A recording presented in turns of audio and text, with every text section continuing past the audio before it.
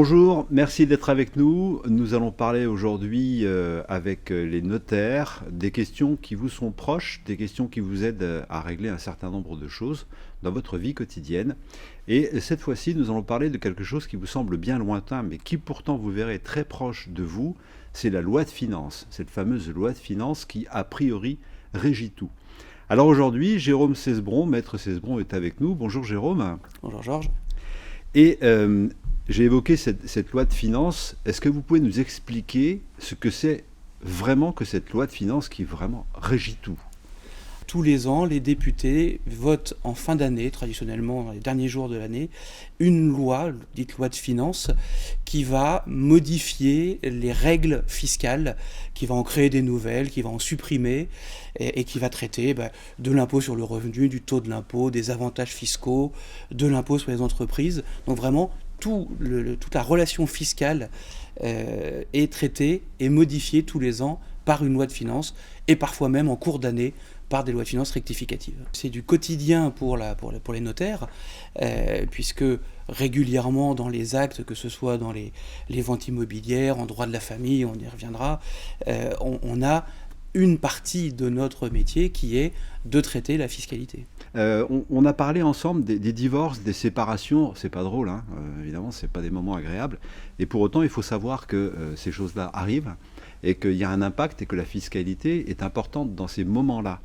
Et je crois que dans cette loi de finances 2021, il y a une minoration des droits de partage des biens. Alors minoration, c'est ce que c'est, mais droit de partage des biens, je comprends un peu moins. Alors, pour être précis, ce n'est pas la loi de finances 2021 qui a prévu cette minoration, mais la loi de finances 2020. En revanche, c'est important d'en parler aujourd'hui puisque l'entrée en vigueur a eu lieu pour partie au 1er janvier de cette année et se poursuivra au 1er janvier 2022. Alors si on fait un tout petit peu d'histoire, parce qu'en fiscalité, l'histoire est un éternel recommencement, la loi de finances pour 2011 avait fait passer le taux du droit de partage de 1,1% à 2,5%.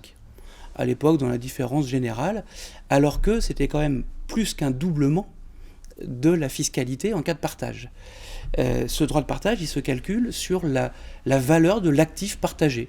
Donc en divorce, vous avez une maison, une résidence secondaire et une voiture. On calcule la valeur de tout ça, et puis on va le partager entre le couple qui se sépare, et au passage, on paye une taxe donc, qui était depuis 2011 de 2,5%. Et il a fallu 10 ans pour que le législateur comprenne que dans ces moments déjà difficiles de divorce, ajouter en plus une fiscalité très pénalisante, c'était une vraie contrainte supplémentaire. Donc, dans la loi de finances pour 2020, il a été prévu de ramener ce taux à 1,8 à compter de 2021, et on reviendra au 1,1 à compter de 2022. D'accord, donc l'année prochaine, ce sera, encore plus avantageux.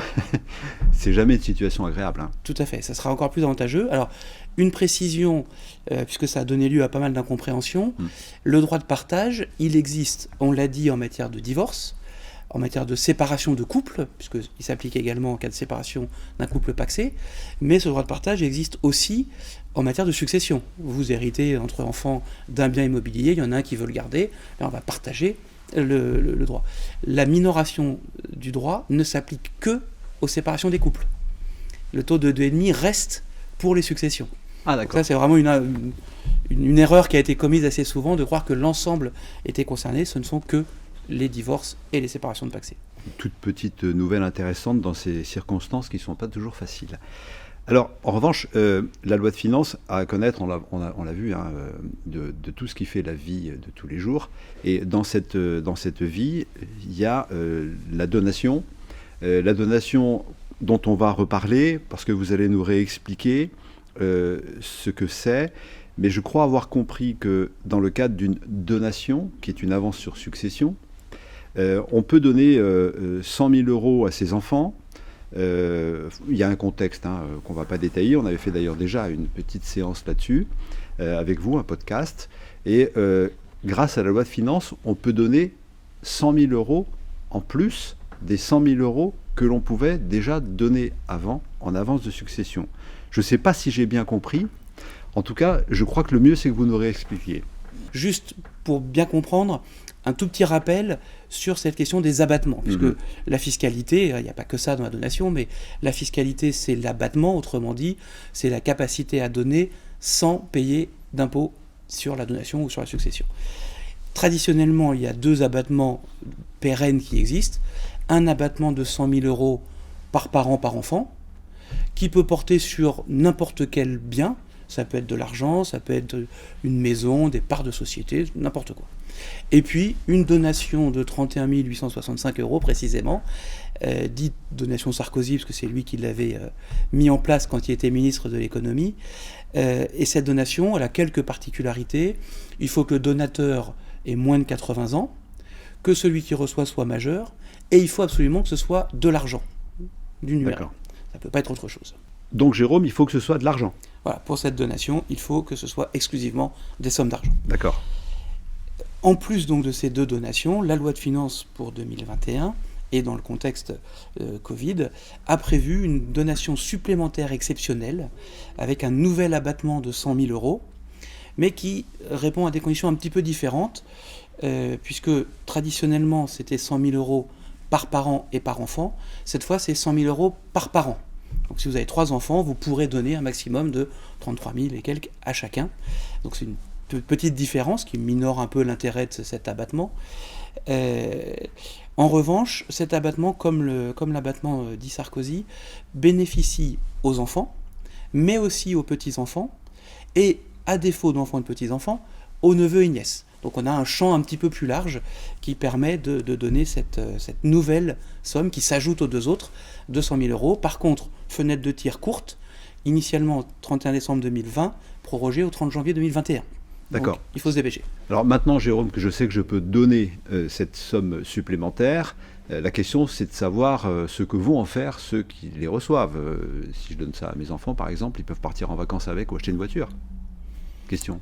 Alors, malheureusement non, ils ne peuvent pas ni partir en vacances ni acheter une voiture, puisque les textes prévoient une utilisation impérative des sommes d'argent données. Donc à nouveau, la donation doit porter sur une somme d'argent, mais celui qui la reçoit doit s'engager à l'utiliser dans trois destinations possibles, soit pour augmenter, pour investir au capital d'une société dans laquelle il exerce son activité principale, soit pour faire construire une maison neuve, soit encore pour réaliser des travaux énergétiques, des travaux écologiques sur sa résidence principale. Justement, vous avez parlé de rénovation énergétique. Les questions de transition énergétique sont très aiguës. On en a parlé avant cette crise sanitaire, qui n'a fait que les révéler encore plus. Les travaux de rénovation énergétique, justement, avec l'apparition de MaPrimeRénov', on en avait beaucoup parlé. Et il y a des choses qui changent cette année avec la loi de finances. Et qu'est-ce qui change, s'il y a des changements ? Les nouveautés de cette année, c'est que en 2020, l'année précédente, il y avait une condition de ressources qui était nécessaire. Aujourd'hui, en 2021, tous les foyers fiscaux peuvent bénéficier de cette prime, mais avec un barème différent. Il y a 4 barèmes de couleurs qui disent, en fonction du foyer fiscal, des revenus fiscaux, on a plus ou moins d'intérêt, bien sûr. Les foyers modestes auront une prime plus importante. Donc ça, c'est la première différence, ouvert à tous. La deuxième différence, c'est que ça va être ouvert aux syndics de copropriété. Ça, c'est extrêmement intéressant. C'était pas le cas avant. C'était pas le cas avant. Okay. C'était uniquement les propriétaires occupants. Là, dès maintenant, les syndics de copropriété vont pouvoir faire voter des travaux à condition que 75% des copropriétaires utilisent leur logement à titre de résidence principale. Puisque quand on est particulier, c'est réservé à la résidence principale. Donc pour l'adapter aux copropriétés, on a fixé un seuil de 75%. Et si on respecte ça, eh bien, le syndic va pouvoir demander et bénéficier d'une prime qu'il répercutera à l'ensemble des copropriétaires. Alors, Jérôme, on a beaucoup parlé d'immobilier, là, on vient de le voir, c'est important pour tout le monde. Et il y a quelque chose qui intéressait beaucoup les investisseurs, et qui intéresse toujours beaucoup les investisseurs, qui est un moteur de l'investissement immobilier, c'est la loi Pinel. Alors là, ça a été des allers-retours, on continue, on s'arrête, les taux baissent. Où est-ce qu'on en est et vers quoi on va en fait là ?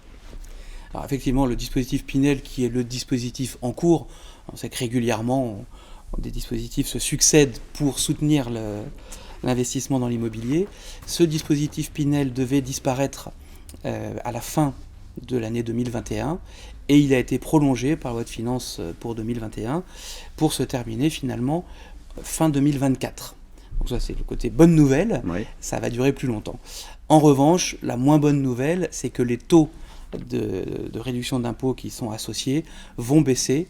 Dès 2022, le taux qui était à 12% va passer à 10,5% et il passera ensuite à 9%. Et globalement, l'ensemble des taux vont baisser progressivement pour rendre le dispositif de moins en moins intéressant. Alors on le voit, hein, Jérôme, cette loi de finances, elle est vraiment impactée par la crise sanitaire. Et à ce point, puisqu'on vient de parler du dispositif Pinel, il y a des dispositions qui concernent les investisseurs bailleurs. Hein. Et en fait, en gros, il y a des possibilités pour eux, s'ils abandonnent leur loyer, c'est-à-dire en gros s'ils permettent à leurs locataires de ne pas payer le loyer. Donc, est-ce que ça veut dire que moi, locataire, je peux arrêter de payer le loyer? Qu'est-ce qui se passe en fait? Comment ça marche, cette disposition? Voilà. Il y a effectivement 2 dispositions qui concernent les abandons de loyer. Par contre, attention, ça concerne bien les particuliers en tant que bailleurs, en tant que propriétaires, mais ça ne concerne que les baux commerciaux. Donc ça veut dire que, d'accord, ça veut dire qu'il y a uniquement ceux qui louent en étant commerçants. C'est ça, qui louent à des commerçants. Ah, des commerçants, ok, d'accord. Qui louent à des commerçants. Et dans cette hypothèse, donc dans le contexte d'un bail commercial, il y a une première disposition qui est la déductibilité des loyers. Concrètement, ça veut dire que en temps normal, je suis imposé, je dois déclarer tous les loyers que j'aurais dû percevoir. Et tant pis, si je ne l'ai pas perçu, tant pis pour moi, je dois me battre pour le percevoir. Donc la première mesure, c'est si, en tant que bailleur, j'abandonne officiellement mon loyer, eh bien, je peux le déduire et ne pas être imposé dessus. Et ça, c'est pour tous les loyers. Alors, il y a quelques conditions liées à la taille des entreprises, mais globalement, c'est pour tous les loyers abandonnés depuis la crise jusque, pour l'instant, juin 2021. Et puis, on a une deuxième mesure, beaucoup plus spécifique, beaucoup plus ciblée, qui permet un crédit d'impôt, cette fois, c'est-à-dire un remboursement de la moitié du loyer que j'aurais abandonné, mais qui ne concerne d'une part que les loyers du mois de novembre 2020, alors que je peux abandonner plus tard, mais le loyer de novembre 2020, et à condition que le locataire soit particulièrement touché par la crise, c'est-à-dire qu'il ait une interdiction d'ouverture, donc c'est tout ce qui est café, hôtel, café-restaurant d'ailleurs, ou qu'il soit directement impacté par le Covid. Donc c'est beaucoup plus restreint que la première mesure qui porte sur tous les baux commerciaux. Merci beaucoup, Maître Cesbron. On va poursuivre ensemble sur un autre sujet, un sujet qui concerne les entreprises, vous, les chefs d'entreprise. Donc rendez-vous pour un autre podcast sur ce même site. À tout à l'heure.